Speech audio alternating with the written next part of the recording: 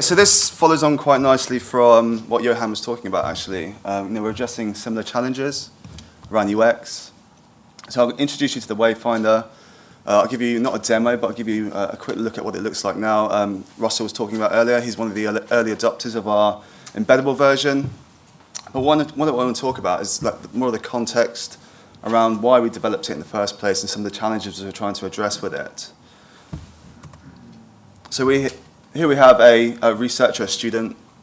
He's just been on a research journey, and now he's contemplating quite deeply about what the hell is a shibboleth. What is a federation? If I asked 5 people here what a federation was, I'd get 5 different answers. Visa is a federation. We're as guilty as anybody about using these terms. With the new rebrand, we're hoping to simplify this, but it gives you an idea of the complexity that users and students are faced with. Shibboleth and OpenAthens are essentially the same thing. Same technology underpins both of them. So why are we using Shibboleth on platforms? And it just ultimately leads to a complex and confused individual. But many people have said today, they just want access to the content they've purchased. So this is in no way contrived. I've gone to 4 different publisher platforms who I knew have a Wave in place already and offering federated access. And you can just see the variety that there is out there. For example, here, this is quite common, listing federations. Again, why does a user need to understand what federation they're a part of? What if I'm a German hospital that uses OpenAthens? I will click Germany there because I can see it's listed on the Wave there. I can't find my organization. I hit a blocker immediately. Shibboleth sign-in, why are we using Shibboleth? Shibboleth is an industry standard, it uses industry standards. So why are we using terms like Shibboleth and OpenAthens? We should be agnostic. And here's a prime example. There's a real opportunity here for this publisher to have one login box. I don't need to ask VR UX expert to know that if you have one choice, have one choice. Don't have 3. The same technology underpins all 3 of these technologies. So why give the choice when there should be none or one?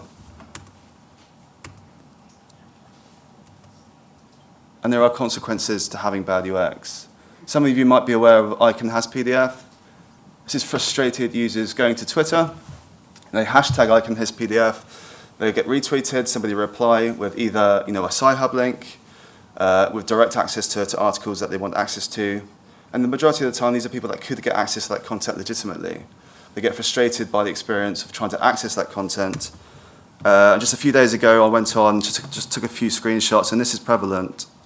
And this is frustrated users who can't get access to Sci-Hub because it's, for all its downfalls and for all the negatives, it does one thing very well. It makes content very easy to find and download. So we need to learn from that and make it easier for those users. And it's not just Russian hackers. These are academic hubs on the northeast of America and the west coast. Students who are frustrated with the experience of getting access to content, they just go to Sci-Hub and they get access to anything they need. Over 95% of all content is available on Sci-Hub. It is blocked in some regions.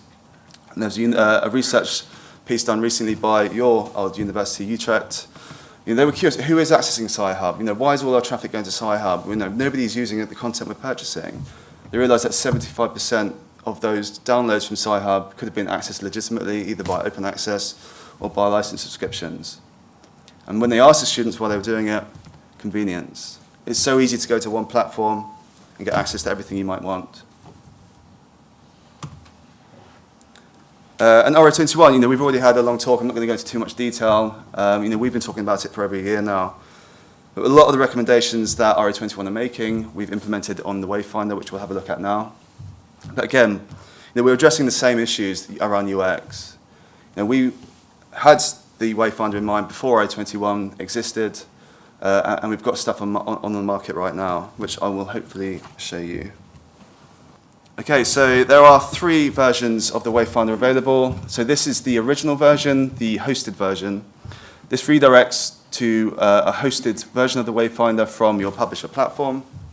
You'll see here Cargo are using it, and again, this is some of our industry recommendations. You don't need to have separate Shibboleth for OpenAthens login points. You have one login button for institutional access. They've done quite a good job by saying it is both Shibboleth and OpenAthens.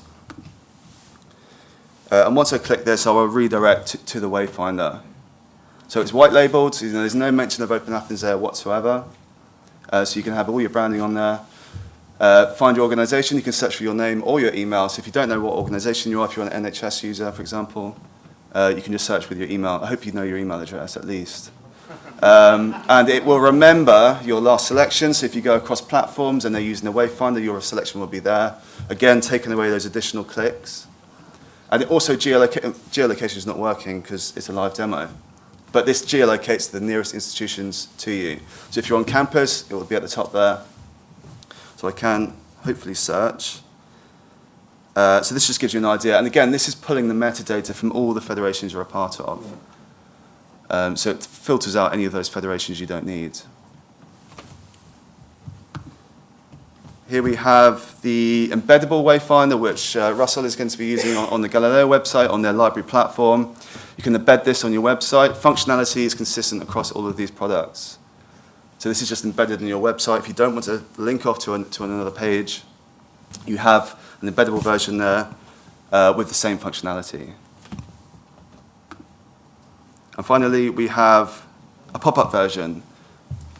A bit contentious. Some people don't like pop-ups. If you have it blocked, it might not pop up. But if you have a paywall, there's no reason why you shouldn't force people to sign in as soon as they hit your website. It takes away those additional steps of having to find where the sign-in button is, for example. You'd be surprised how much variety publishers have where they put the sign-in button. Just put it at the top right. It makes it so much easier. And finally, nobody likes to listen to the sales pitch, and this product's free of charge to anybody who wants to use it. It doesn't count as a sales pitch.